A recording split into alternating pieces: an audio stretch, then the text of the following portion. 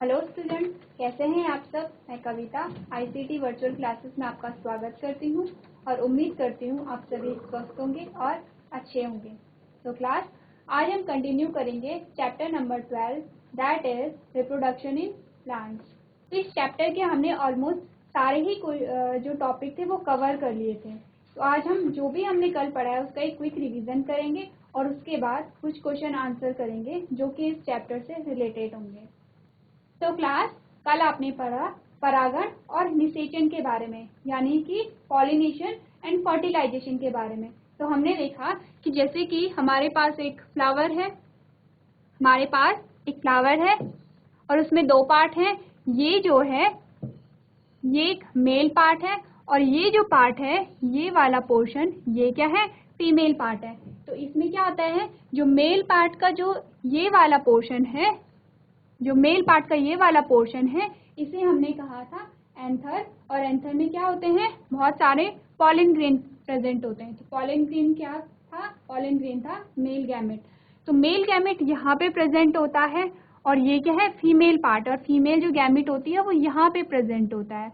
तो यानी अगर किसी प्लांट में फर्टिलाइजेशन होना है, यानी कि जो भी एंथर, यहाँ पे एंथर में जो पॉलन ग्रेन प्रेजेंट होते हैं वो यहाँ से कहाँ जाएंगे, स्टिग्मा में जाएंगे। तो पॉलन ग्रेन का एंथर से जो स्टिग्मा में जाने की जो प्रोसेस है उसे हमने क्या कहा था, परागण कहा था। यानी कि पॉलन ग्रेन का एंथर से स्टिग्मा में जाने की जो प्रोसेस होती है उसे हम परागण या फिर पॉलिनेशन कहते हैं। तो ये तो थी पॉलिनेशन की प्रोसेस, यहाँ पे ये जा रहा है और ये प्रोसेस क्या है, पॉलिनेशन की प्रोसेस है। अब जो पॉलिनेशन की प्रोसेस होती है वो क्या होती है, दो प्रकार की होती है। किस बेसिस पे, प्लांट के बेसिस पे। हमने पढ़ा था जो प्लांट्स होते हैं वो एक लिंगी और द्विलिंगी होते हैं। तो वैसे ही जो पॉलिनेशन होता है, पॉलिनेशन दो प्रकार का होता है। सेल्फ पॉलिनेशन में क्या होता है कि जो एक ही फ्लावर है उसी के एंथर से जो पॉलन ग्रेन होते हैं वो उसी के स्टिग्मा में चले जाते हैं। जैसे कि ये एक फ्लावर है और एक ही फ्लावर में क्या है, मेल पार्ट भी है और फीमेल पार्ट भी है, यानी ये क्या है, द्विलिंगी है, इसमें दोनों ही पार्ट प्रेजेंट होते हैं। तो यहाँ से जो पॉलन ग्रेन थे वो कहाँ गए, स्टिग्मा में गए। तो इस टाइप के जो पॉलिनेशन को हम क्या कहेंगे, स्वपरागण। यानी कि एक परागण जहाँ एक ही फूल के परागकोश कौन सा है, एंथर है, और कलंक के बीच जो पराग स्थानांतरण होता है उसे हमने कहा सेल्फ पॉलिनेशन।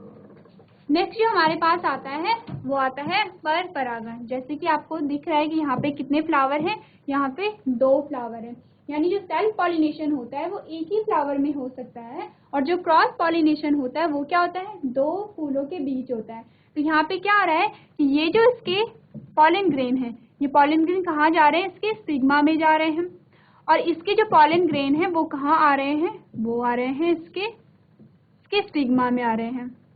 यानी कि एक फूल का जो पॉलन ग्रेन है वो दूसरे फूल के स्टिग्मा में जा रहा है। तो यहाँ पे क्या होते हैं, दो फूल प्रेजेंट होते हैं। और आपको मैंने ये भी बताया था कि ये जो पॉलिनेशन होता है ये एक ही स्पीशीज के बीच में होता है, यानी कि एक ही टाइप के जो फ्लावर होंगे उन्हीं के बीच में ये क्रॉस पॉलिनेशन होगा। फॉर एग्जाम्पल कि अगर हमने एग्जाम्पल लिया था मैंगो के पेड़ का, तो यानी दो मैंगो के पेड़ के बीच में ही क्रॉस पॉलिनेशन होता है।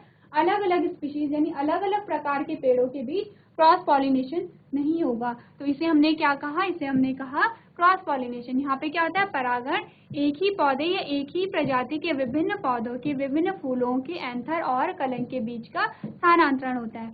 अब यहाँ पे जो क्रॉस पॉलिनेशन हो रहा है तो ये भी पॉसिबल है कि ये दो फ्लावर हैं वो एक ही प्लांट में, यानी एक ही पेड़ पर दो फूल हैं और उन दो फूलों के बीच ही क्या हो रहा है, पॉलन ग्रेन का ट्रांसफर हो रहा है। तो या तो एक कंडीशन ये बन सकती है या फिर क्या हो सकता है, अलग अलग प्लांट है, यानी कि ये अलग प्लांट पे है और ये अलग प्लांट पे है, बट स्पीशीज क्या होगी, स्पीशीज सेम होगी। तो यहाँ पे क्या हो रहा है कि यहाँ पे भी पॉलन का ट्रांसफर हो रहा है, यानी कि एक ही स्पीशीज के जो प्लांट होंगे या तो उसी पौधे के दो फूलों के बीच में क्या होगा, पॉलिनेशन होगा, या उसी स्पीशीज के दो जो पेड़ होते हैं उनके फूलों के बीच पॉलिनेशन होगा। तो पॉलिनेशन यानी परागण कितने प्रकार का पढ़ा हमने, दो पढ़ा, एक तो था सेल्फ और एक था क्रॉस।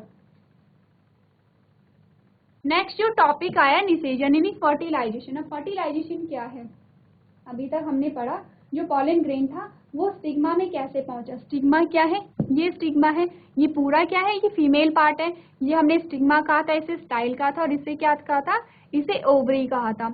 तो क्या था कि जो मेल गैमीट का मेल पार्ट से फीमेल पार्ट में आने की जो प्रोसेस थी वो तो थी क्या थी, पॉलिनेशन। यहाँ पे पॉलिनेशन हो गया, ये जो पॉलिन ग्रेन है ये यहाँ पे आ गया है, यानी कि पॉलिनेशन की क्रिया पूरी हो गई है। अब ये क्या करेगा, ये पॉलन ग्रेन यहाँ पे आया और इसने क्या किया, एक ट्यूब यहाँ पे प्रोड्यूस करनी शुरू कर दी, यानी यहाँ से एक ट्यूब निकलनी शुरू हो गई। तो इस ट्यूब को क्या कहते हैं, पॉलन ट्यूब कहते हैं, क्योंकि क्या है, पॉलन ग्रेन नाम है, पॉलन ग्रेन ही तो ट्यूब निकाल रहा है, तो उसे क्या कहेंगे, पॉलन ट्यूब कहेंगे। और पॉलन ट्यूब में क्या है, ये मेल गैमेट है। अब मेल गैमेट आया यहाँ पे स्टाइल से होते हुआ, जो लास्ट डायग्राम है वहाँ पे क्या हुआ, इसने क्या किया, यहाँ पे एंटर कर दिया। अब यहाँ पे क्या था, यहाँ पे क्या था, फीमेल गैमेट था, तो मेल गैमेट आया, फीमेल गैमेट के साथ फ्यूज होता है यानी मिक्स होता है और फिर एक नई सेल बनाता है, जिसे कल आपको बताया था, उसे कहते हैं जाइगोट। उसे क्या कहते हैं, जाइगोट। यानी जाइगोट में क्या होगा, मेल गैमेट भी प्रेजेंट होगा और फीमेल गैमेट भी प्रेजेंट होगा। तो इसी प्रोसेस को जब मेल गैमेट और फीमेल गैमेट फ्यूज होके एक नया सेल बनाते हैं तो उसे क्या कहते हैं, हम उसे जाइगोट कहते हैं और उस प्रोसेस को हम क्या कहते हैं, निषेचन कहते हैं। तो जैसे कि आप यहाँ पे पढ़ेंगे कि यहाँ पे क्या होता है, नर युग्मक मादा युग्मक के साथ मिलकर एक नई कोशिका का निर्माण करता है, जिसे हम निषेचन यानी फर्टिलाइजेशन कहते हैं। तो यहाँ पे नर युग्मक क्या है, ये पॉलन ग्रेन के अंदर है और वो क्या है, यहाँ पे मेल गैमेट प्रेजेंट होगा तो नर युग्मक है। अब यहाँ पे अगर मादा युग्मक की बात करें तो ये क्या है, यहाँ पे प्रेजेंट होती है, यहाँ पे ओव्यूल के अंदर एग सेल होती है जिसे मादा युग्मक कहते हैं और ये क्या करते हैं, एक साथ मिलकर एक नई कोशिका यानी जाइगोट का फॉर्मेशन करता है, जिसे हमने कहा था निषेचन। यानी कि ये जो प्रोसेस थी ये पूरी क्या थी, फर्टिलाइजेशन थी। तो यहाँ पे क्या हुआ, अब यहाँ पे जाइगोट बन गया, जाइगोट के अंदर क्या होगा, एम्ब्रियो यानी भ्रूण होगा जो कि सीड का फॉर्मेशन करेगा। आगे हम पढ़ेंगे सीड और फ्रूट का फॉर्मेशन कैसे होता है, तो यहीं से सीड और फ्रूट का फॉर्मेशन होता है। नेक्स्ट ये जो टॉपिक है कि फल और बीज का निर्माण कैसे होता है, तो फिर से हम उसी डायग्राम में जाएंगे कि यहाँ पे क्या हुआ, ये एग सेल के साथ फ्यूज हो गया, इसने जाइगोट बना दिया। अब जाइगोट क्या है, जाइगोट के अंदर एम्ब्रियो होगा और एम्ब्रियो बड़ा होकर क्या करेगा, सीड का फॉर्मेशन करेगा यानी बीज का फॉर्मेशन करेगा। अब ये बीज तो यहाँ पे बना, ये जो पूरा पोर्शन है ये क्या करेगा, ये फ्रूट का फॉर्मेशन करेगा, यानी जो खाने वाला भाग होता है हम इसे खाते हैं और जो अंदर बीज होता है वो यहाँ पे प्रेजेंट होता है। तो आपको पता चला कि जो फ्रूट है, फ्रूट कहाँ से बनता है और जो बीज है वो कहाँ से बनता है। तो यहाँ पे आप देखेंगे कि जो फर्टिलाइजेशन के बाद अंडाशय में फल विकसित होता है और बीजांड बीज में विकसित होता है। फूल के बाहरी भाग यानी पंखुड़ियां, बाह्यदल और पुंकेसर सूखकर गिर जाते हैं। यानी ये जो और पार्ट थे, जब हमने फ्लावर के डिफरेंट स्ट्रक्चर पढ़े थे तो हमने क्या कहा था, पहले बाहर क्या होता है, बाह्यदल होता है, फिर क्या होता है, दल यानी पेटल्स होता है और ये जो पुंकेसर होते हैं ये क्या करते हैं, सूख के नीचे गिर जाते हैं। और इसमें क्या होता है, कलंक और शैली भी अंडाशय को ग्रहण कर छोड़कर गिर जाते हैं। उसके बाद क्या होता है, अंडाशय अंदर के युग्मनज अपना भोजन विकसित कर बीजांड से प्राप्त करता है और कोशिका विभाजन द्वारा विकसित होकर एक भ्रूण बनाता है। भ्रूण कौन बना रहा है, जब मेल और गैमेट फ्यूज हुआ तो उसने क्या बनाया, जाइगोट बनाया और जाइगोट ने क्या किया, जाइगोट ने ही क्या सीड का डेवलपमेंट किया यानी बीज का निर्माण किया। और उसके बाद क्या हुआ, बीजांड के भाग बीज आवरण या बीज आवरण में विकसित हो जाते हैं। तो क्या हुआ, यहाँ से हमने देखा कि पहले फ्रूट का फॉर्मेशन हुआ, फिर सीड का फॉर्मेशन हुआ। अब जो फ्रूट होते हैं वो अलग अलग प्रकार के होते हैं, जैसे कि अच्छा बीज का जो फ्रूट का जो काम है, जो फंक्शन है वो क्या है, वो कि सीड को प्रोटेक्ट करना, यानी बीज अंदर होता है और बीज के अंदर क्या है, भ्रूण है। तो कल मैंने आपको बताया था कि जो सीड होता है जिसमें एम्ब्रियो है उसमें एक पूरा प्लांट जनरेट करने की कैपेसिटी होती है, यानी कि जो सीड होता है वो पूरे ही एक प्लांट को जन्म दे सकता है, उसमें वो कैपेसिटी होती है। तो उस सीड के प्रोटेक्शन के लिए जो होता है वो फ्रूट होता है, यानी बाहर से क्या होती है, फ्रूट उसे कवर करता है या प्रोटेक्शन देता है। तो फ्रूट हमारे पास दो प्रकार के होते हैं, जैसे कि रसीले या मांसल होते हैं, और कुछ कैसे होते हैं, कठोर होते हैं। जैसे कि रसीलों में क्या आता है, आम हो गया, सेब, संतरा, और जो सूखे होते हैं जैसे कि बादाम हो गया और अखरोट हो गया। तो ये जो पिक्चर है आपको दो टाइप के फ्रूट दिखेंगे, इसे हम फ्लैशी फ्रूट कहते हैं, यानी कि जो रसीले फ्रूट होते हैं उन्हें हमने कहा फ्लैशी फ्रूट, और जो सूखे फ्रूट होते हैं उन्हें हम कहते हैं ड्राई फ्रूट। तो ये था फूल, फल और बीज का निर्माण। अब आता है बीज प्रकीर्णन यानी सीड डिस्ट्रीब्यूशन। तो जब हमने ये चैप्टर स्टार्ट किया था तो हमने ये कहा था कि जो प्लांट्स होते हैं, ऐसा नहीं कि सारे प्लांट हम खुद ही बोते हैं या खुद ही उगाते हैं। अगर हम फॉरेस्ट को देखें तो वहाँ पे बहुत सारे या फिर सारे ही प्लांट्स ऐसे होते हैं जो कि खुद ही उगते हैं, यानी उनका जो डेवलपमेंट होता है या फिर उनकी ग्रोथ होती है वो खुद होती है। तो वो कैसे होती है, क्योंकि वहाँ कोई उन्हें बोता नहीं है, वो सीड डिस्ट्रीब्यूशन के थ्रू होती है। जैसे कि एक प्लांट है, प्लांट में एक फूल है और फूल में सीड का फॉर्मेशन हो गया। अब जो सीड का फॉर्मेशन हो गया वो एक सीड भी हो सकता है, वो बहुत सारे सीड भी हो सकते हैं। जैसे कि आपने आम के अंदर देखा उसमें एक सीड है, और आपने संतरे के अंदर देखा उसमें बहुत सारे सीड है। ऐसे ही बहुत डिफरेंट टाइप्स के जो प्लांट्स होते हैं उनमें अलग अलग प्रकार के सीड होते हैं। तो जैसे ही सीड का फॉर्मेशन हुआ, अब सीड का क्या होगा, प्रकीर्णन होगा, डिस्ट्रीब्यूट होगा, यानी वो एक जगह से दूसरी जगह पहुंच जाएगा। अब वो दूसरी जगह पहुंचा तो वह कहाँ गिरेगा, मिट्टी में गिरेगा। मिट्टी में क्या होगा, धीरे धीरे उसे पानी मिलता रहेगा, उसे न्यूट्रिएंट्स मिलते रहेंगे, और धीरे धीरे वो क्या होगा, अंकुरित हो जाएगा, और वहां से एक नए पौधे का विकास हो जाएगा। तो इसे जो ये प्रोसेस होती है, यानी सीड का अपने प्लांट से किसी दूसरे भाग में पहुंचने की जो प्रक्रिया होती है, उसे हमने कहा सीड प्रकीर्णन या सीड डिस्ट्रीब्यूशन, यानी सीड कैसे कैसे डिस्ट्रीब्यूट होता है। तो ये यहाँ पे जो सीड होता है, सीड के जो डिस्ट्रीब्यूट होने के अलग अलग प्रकार हैं। जैसे कि आप बहुत सारे वो देखेंगे, बीज फैलाव के जो एजेंट होते हैं, या फिर जो मीडियम होता है, यानी सीड अलग अलग जगह पे कैसे जाता है। तो सबसे पहले जो हमारे पास आया हवा, यानी कि जो हल्के सीड होते हैं, जो आपने देखे होंगे कि कोई सीड बहुत हल्के होते हैं, वो क्या कहते हैं, हवा के द्वारा उड़ के एक स्थान से दूसरे स्थान चले जाते हैं, और ये सबसे कॉमन मीडियम है सीड डिस्ट्रीब्यूशन का या फिर सीड प्रकीर्णन का। नेक्स्ट है पानी, यानी कि क्या होता है, पानी के द्वारा भी सीड डिस्ट्रीब्यूट हो जाते हैं। कोई सीड पानी में पड़ा, फिर क्या हुआ, वो पानी में बहकर एक जगह से दूसरी जगह चला गया। नेक्स्ट होते हैं पशु। पशु यानी क्या होता है कि कोई इतने छोटे छोटे बीज होते हैं जो पशुओं के पैरों पे चिपक जाते हैं, और चलते चलते वो एक जगह से दूसरी जगह पहुंच जाते हैं। नेक्स्ट जो पक्षी हो गया, या जैसे कि पक्षी अगर फल खाते हैं तो वो क्या करते हैं, वो भी सीड को एक जगह से दूसरी जगह पहुंचा देते हैं। वैसे ही मनुष्य भी है।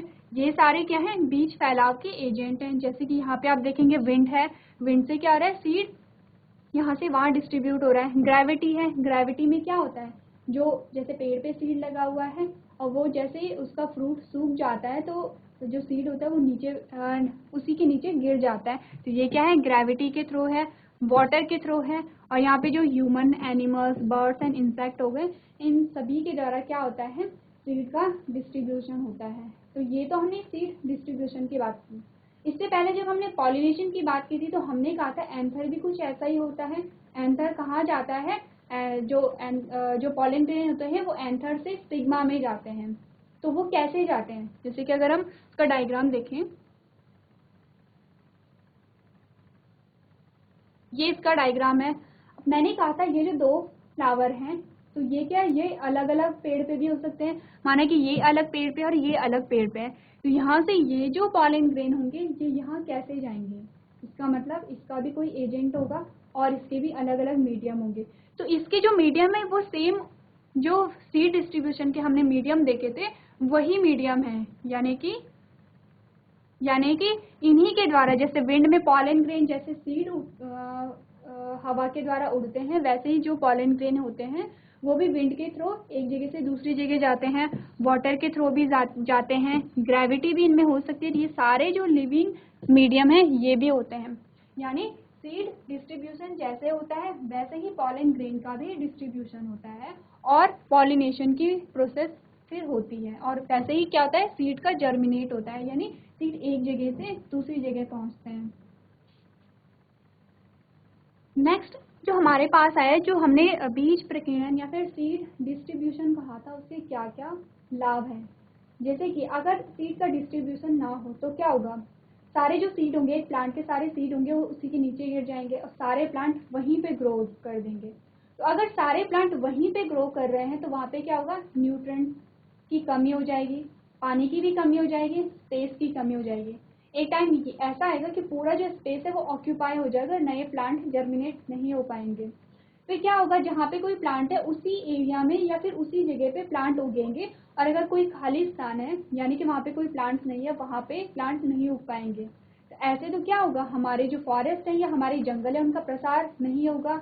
जो इतने बड़े बड़े हम फॉरेस्ट देखते हैं जो इतने स्पेस में रहते हैं, उनका क्या होगा, प्रसार नहीं होगा। तो इसका मतलब सबसे पहला जो लाभ है कि ये क्या होता है कि भीड़ से सबसे पहले जो युवा पौधा होता है वो जो अधिक भीड़ से बचता है। भीड़ का मतलब क्या है कि बहुत सारे प्लांट्स होंगे और अगर वो जो नया पौधा वहीं पे जर्मिनेट करेगा तो उसमें क्या होगा, न्यूट्रिएंट्स की कमी हो जाएगी, तो वो ग्रो नहीं करेगा, सरवाइव नहीं कर पाएगा।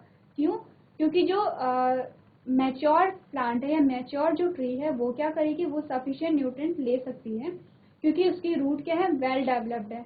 बट जो नया पौधा होगा, जो युवा पौधा होगा, उसकी जो रूट है वो वेल डेवलप्ड नहीं है, यानी कि वो सरवाइव नहीं कर सकेगा।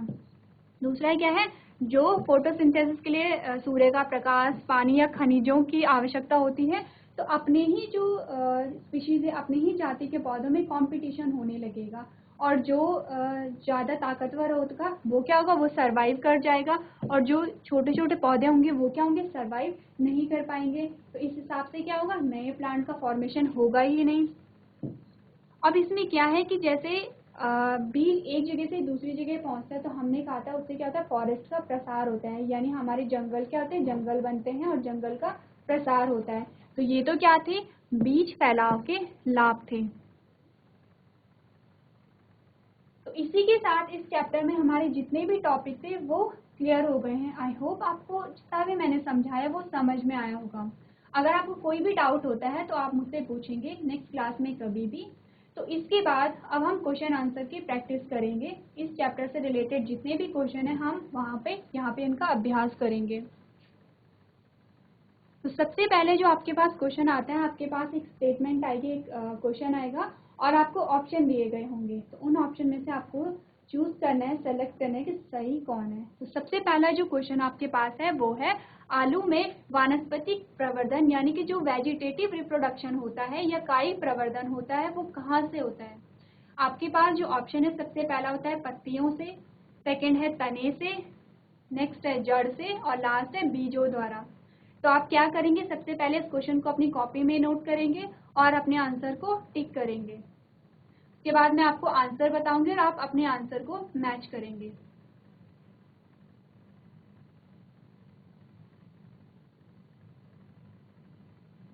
तो जब हमने पढ़ा था वेजिटेटिव रिप्रोडक्शन के बारे में, वेजिटेटिव रिप्रोडक्शन किसका पार्ट है, ये है एसेक्सुअल रिप्रोडक्शन का पार्ट है, यानी कि यहाँ पे एक ही पेरेंट होगा, एक ही जनक होगा। तो ये जो क्वेश्चन है ये किससे रिलेटेड है, ये एसेक्सुअल यानी अलैंगिक जनन से रिलेटेड है। और इसमें जब हमने आलू के बारे में पढ़ा था तो हमने कहा था आलू क्या है, तना है। यानी कि जो क्वेश्चन नंबर फर्स्ट का जो आंसर होगा कि आलू में जो वानस्पतिक प्रवर्धन या फिर वेजिटेटिव रिप्रोडक्शन या फिर कायिक प्रवर्धन होता है वो कहाँ से होता है, वो तने से होता है। तो आपका जो क्वेश्चन नंबर फर्स्ट का जो आंसर है वो होगा बी। नेक्स्ट जो क्वेश्चन आपके पास आया है वो है, निम्नलिखित में से किस पौधे में कलियां पत्तियों के किनारों पर पाई जाती हैं। ये जो क्वेश्चन है ये भी एसेक्सुअल रिप्रोडक्शन से ही है और ये भी वेजिटेटिव रिप्रोडक्शन का ही पार्ट है, जिसमें मैंने आपको एक लीफ का स्ट्रक्चर दिखाया था और उसमें मैंने बताया था लीफ के जो किनारों पर क्या है, कलियां हैं और उन्हीं कलियों से क्या होता है, नए प्लांट का फॉर्मेशन होता है। तो उनमें से सबसे पहले जो आपके पास ऑप्शन आया वो ब्रायोफाइलम है, उसके बाद है टच मी नॉट प्लांट है, नेक्स्ट है चंदन और नेक्स्ट है धनिया। तो क्वेश्चन नंबर 2 का जो आंसर होगा वो होगा ब्रायोफाइलम।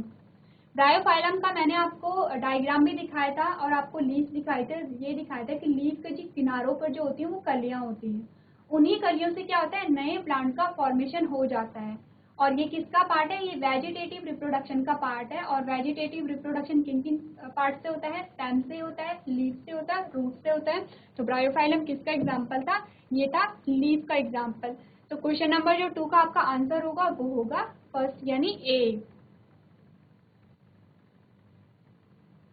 क्वेश्चन नंबर जो 3 है वो है ईस्ट में जनन किसके द्वारा होता है? तो जो ईस्ट है ये भी क्या है? ये भी अलैंगिक जनन का ही क्वेश्चन है। और ये भी क्या है? इसमें क्या है कि अलैंगिक जनन के प्रकार में से आप बताएंगे कि जो ईस्ट में जनन होता है वो किसके द्वारा होता है? विखंडन के द्वारा, बाइनरी विखंडन के द्वारा, बडिंग के द्वारा और बीजाणु के द्वारा। जब मैंने ईस्ट का आपको एग्जाम्पल कराया था तो मैंने आपको एक डायग्राम भी दिखाया था कि ईस्ट में जो जनन हो रहा है वो किस प्रकार से हो रहा है। तो जो क्वेश्चन नंबर 3 का जो आपका आंसर होगा वो होगा बडिंग के द्वारा। मैंने जब आपको ईस्ट का डायग्राम दिखाया था तो मैंने बताया था कि ईस्ट में जो ईस्ट की जो बॉडी होती है उसमें एक उभार आ जाता है। धीरे धीरे वो जो उभार होता है वो क्या होता है? बड़ा होने लगता है और टाइम के साथ वो मेन जो बॉडी होती है यानी ईस्ट से अलग होकर एक नए सेल का फॉर्मेशन करता है, एक नए ईस्ट का फॉर्मेशन करता है। तो जो ईस्ट में जो रिप्रोडक्शन होता है वो बर्डिंग के द्वारा होता है, यानी उसमें क्या निकलती है? बर्ड निकलती है। जब भी बर्डिंग का नाम आएगा आप क्या लिखेंगे? ईस्ट का एग्जाम्पल लिखेंगे। तो क्वेश्चन नंबर 3 का जो आंसर है वो है सी।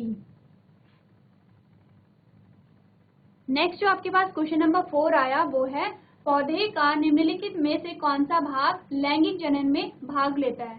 तो आपको बताया गया था कि जो फूल है वो क्या है? वो जननांग है पौधे का, यानी वो रिप्रोडक्टिव पार्ट है जिसमें कि मेल और फीमेल दोनों प्रेजेंट होते हैं। तो आपको यहाँ पे कुछ ऑप्शन दिए गए हैं और आपको बताना है कि इनमें से कौन सा भाग है वो लैंगिक जनन में भाग लेता है, यानी वो बीज और फूल के निर्माण में भाग लेता है। तो सबसे पहले आपके पास पार्ट है फूल, सेकेंड है आपके पास बीज, थर्ड है आपके पास फल और फोर्थ है आपके पास शाखा। तो आप ये क्वेश्चन अपनी कॉपी में नोट करेंगे और आप अपना जो सही आंसर होगा उसे चुनेंगे।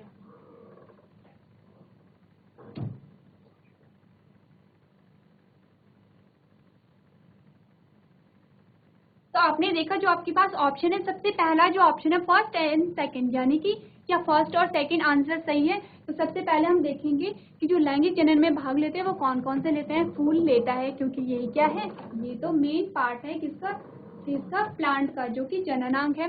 नेक्स्ट हमने कहा बीज, ये भी क्या होता है? ये भी भाग लेता है किसमें? रिप्रोडक्शन में।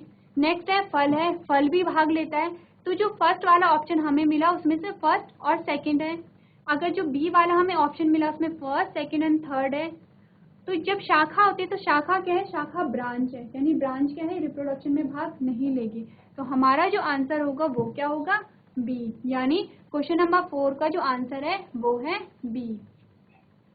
तो नेक्स्ट जो क्वेश्चन नंबर 5 आपके पास आता है वो है लीला ने देखा कि एक सप्ताह के भीतर साफ पानी वाला एक तालाब हरे शैवाल से ढक गया है। शैवाल किस प्रजनन विधि से इतनी तेजी से फैलते हैं?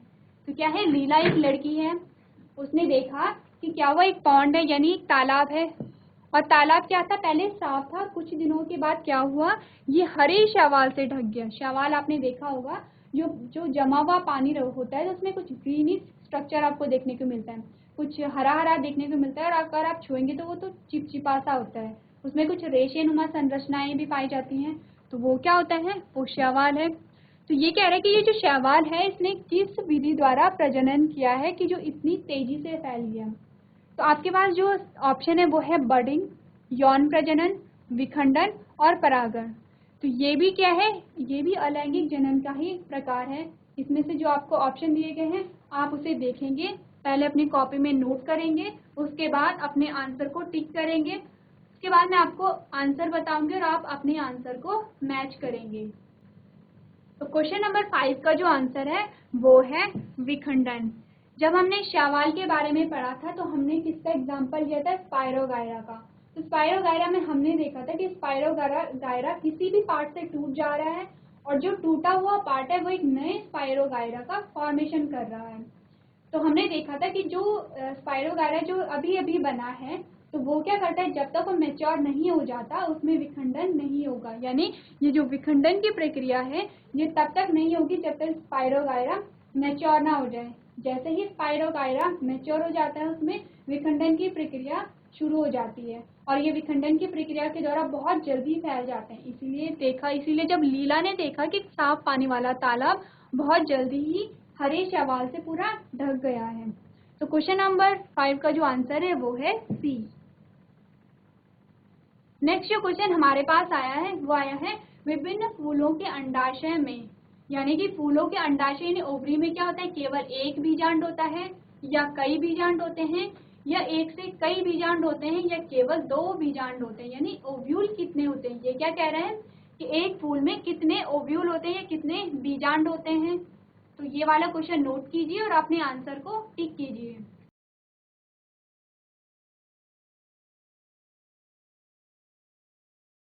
तो आपके पास जो नया क्वेश्चन है वो किसके बारे में बात कर रहा है, वो एक फूल के बारे में बात कर रहा है। फूल के किस भाग के बारे में बात कर रहा है, ये बात कर रहा है ओवरी के बारे में। ओवरी क्या है, फीमेल स्ट्रक्चर है और फीमेल स्ट्रक्चर में कितने पार्ट पढ़े थे हमने, 3 पार्ट पढ़े थे, स्टिग्मा, स्टाइल और ओवरी। तो ये क्या कह रहे हैं कि जो फूल के अंडाशय में कितनी ओवरी होती हैं, तो केवल एक होती है, या अगर केवल एक ओवरी होती तो क्या होता, हर एक फ्रूट में सिर्फ एक बीज होता, लेकिन हम तो बहुत सारे बीज देखते हैं, कई बीजांड होते हैं।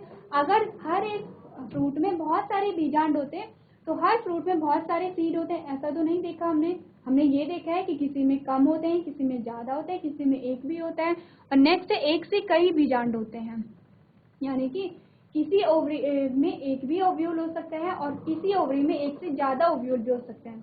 तभी आपने देखा कि जो कुछ फ्रूट होते हैं उसमें सिर्फ एक सीड होता है और कुछ फ्रूट होते हैं उनमें बहुत सारे सीड होते हैं। जैसे कि मैंगो का एग्जाम्पल ले लेते हैं, मैंगो में क्या है, एक ही सीड होता है। लीची का अगर एग्जाम्पल है तो लीची में भी एक ही सीड होता है।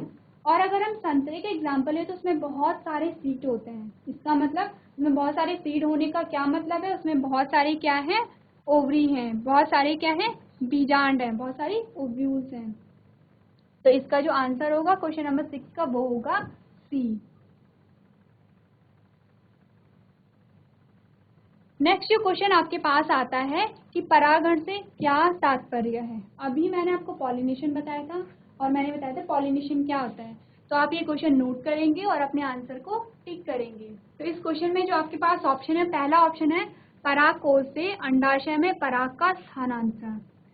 तो ये तो परागकोश, परागण क्या आता है, ये किससे रिलेटेड है, ये है प्लांट के मेल पार्ट से रिलेटेड, यानी मेल स्ट्रक्चर से रिलेटेड है। तो परागकोश ये तो ठीक है, बट जो अंडाशय यहाँ पे आया ये किससे रिलेटेड है, ये फीमेल पार्ट से रिलेटेड है। तो इसने ये क्या कहा, परागकोश से अंडाशय में पराग का स्थानांतरण, एक तो ये हो गया। नेक्स्ट हो गया नर युग्मक का परागकोश से वर्तिकाग्र में स्थानांतरण। तो 2 आपके पास ऑप्शन है और आप दोनों में से चूज करेंगे।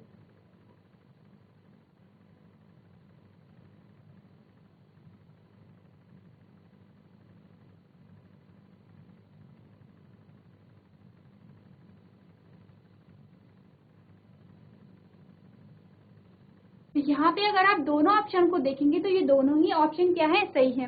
परागकोश से अंडाशय में पराग का स्थानांतरण, परागकोश कहाँ पे है, यानी पॉलिन ग्रेन कहाँ पे है, एंथर में। एंथर से कहाँ जा रहा है, ये अंडाशय में। अंडाशय के किस भाग में जा रहा है, स्टिग्मा में,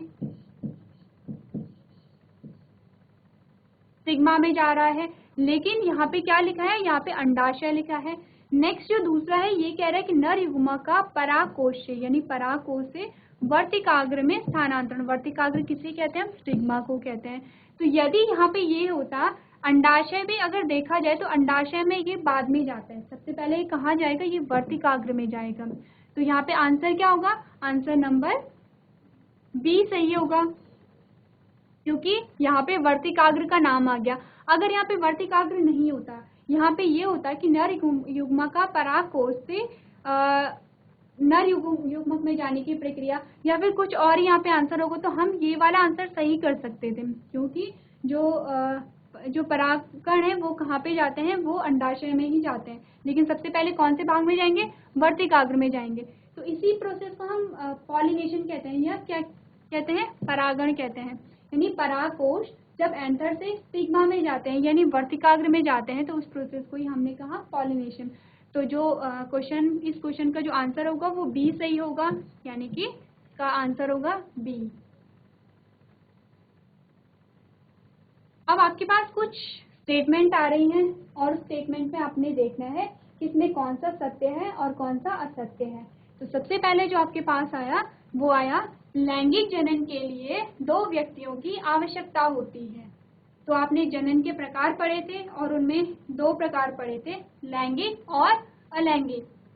तो अलैंगिक में हमने क्या कहा था कि अलैंगिक जनन में सिर्फ एक ही जनक की आवश्यकता होती है, यानी एक ही प्लांट से किसी नए प्लांट का फॉर्मेशन होता है। उसमें आपने देखा था वेजिटेटिव रिप्रोडक्शन देखा था, बडिंग देखा था, फ्रेगमेंटेशन देखा था। इसमें क्या हो रहा था, एक ही प्लांट के कोई भी किसी भी पार्ट से क्या हो रहा था, नए प्लांट का डेवलपमेंट हो जा रहा था। और जब हमने बात की लैंगिक जनन की, तो हमने कहा इसमें 2 जनकों की आवश्यकता होती है। तो ये क्या है, ये क्या कह रहा है कि लैंगिक जनन के लिए 2 व्यक्तियों या फिर 2 जनकों की आवश्यकता होती है। तो ये जो आंसर है ये क्या है, सही है, यानी कि लैंगिक जनन में 2 जनक अनिवार्य होते हैं।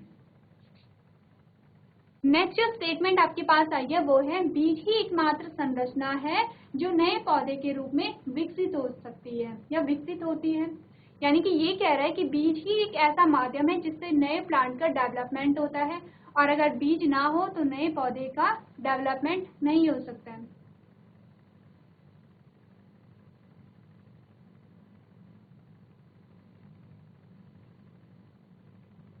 तो अगर आप ऊपर देखेंगे, हमने किसकी बात की थी, लैंगिक और अलैंगिक जनन की बात की थी। और जब हमने अलैंगिक जनन की बात की थी तो हमने कहा था कि पौधे के किसी भी भाग से क्या हो रहा है, एक नया पौधा डेवलप हो रहा है।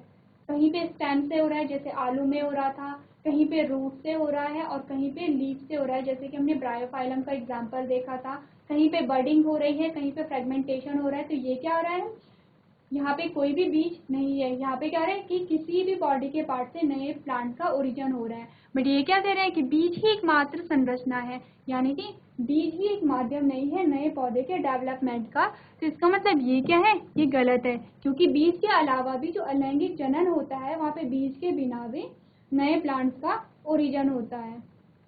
तो जो नेक्स्ट हमारे पास स्टेटमेंट आती है वो है कायिक प्रवर्धन द्वारा उत्पन्न पौधों को बढ़ने और फूल तथा फल लगने में कम समय लगता है। यानी कि जो वेजिटेटिव रिप्रोडक्शन हो रहा है उसके द्वारा जो पौधे का जो डेवलपमेंट होता है उसमें फूल और फल जल्दी लगते हैं, यानी कम समय में लगते हैं।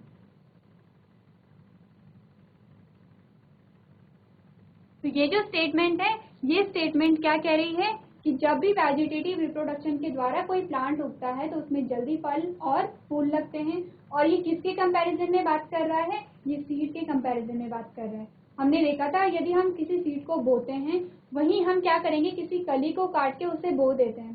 तो दोनों में से कंपैरिजन में कौन जल्दी बड़ा हो जाएगा, वो कली है, क्योंकि वो ऑलरेडी क्या है, एक पौधा बना हुआ है, ऑलरेडी उसकी जो हाइट है वो सीड से ज्यादा है। तो यहाँ पे क्या होगा कि कायिक प्रवर्धन में जो पौधे होंगे उसमें जल्दी फूल और फल भी लगेंगे, यानी जो जल्दी ग्रो करेगा उसमें जल्दी फूल और फल भी लगेंगे। तो ये जो स्टेटमेंट है ये सही है। नेक्स्ट जो स्टेटमेंट आपके पास आई है वो है परागकोश में मादा युग्मक होते हैं जिन्हें हम अंडे कहते हैं। यानी कि ये क्या कह रहा है, ये कह रहा है एंथर में फीमेल गैमीट होता है जिसे हम एग कहते हैं। तो परागकोश की जब हमने बात की थी तो ये कौन से किस पार्ट से रिलेटेड है, ये रिलेटेड है मेल पार्ट से, यानी ये किससे रिलेटेड है, मेल पार्ट से। और जो फीमेल है यानी मादा युग्मक है ये क्या है, फीमेल गैमेट है। तो यहाँ पे ये क्या कह रहा है कि एक परागकोश में यानी मेल पार्ट में क्या होते हैं, फीमेल गैमेट होते हैं जिन्हें अंडे कहते हैं। ये स्टेटमेंट है यहीं पे गलत हो गई है, क्योंकि परागकोश में क्या होगा, परागकोश में होंगे मेल गैमेट, क्योंकि मेल क्या है, क्योंकि परागकोश क्या है, वो मेल पार्ट है। तो ये जो स्टेटमेंट है ये है गलत।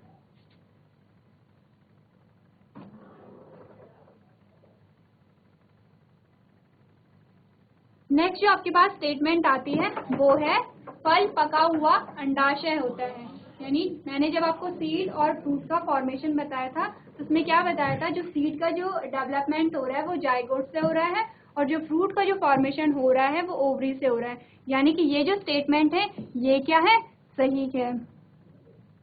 तो क्लास आज आपने रिप्रोडक्शन इन प्लांट चैप्टर का एक रिवीजन किया और उससे रिलेटेड कुछ क्वेश्चंस किए। इसके आगे भी हम एक और प्रैक्टिस सेट करेंगे। इस बीच में यदि आपको कोई भी डाउट है तो आप मुझसे पूछ सकते हैं। अभी तक क्लास में बने रहने के लिए धन्यवाद।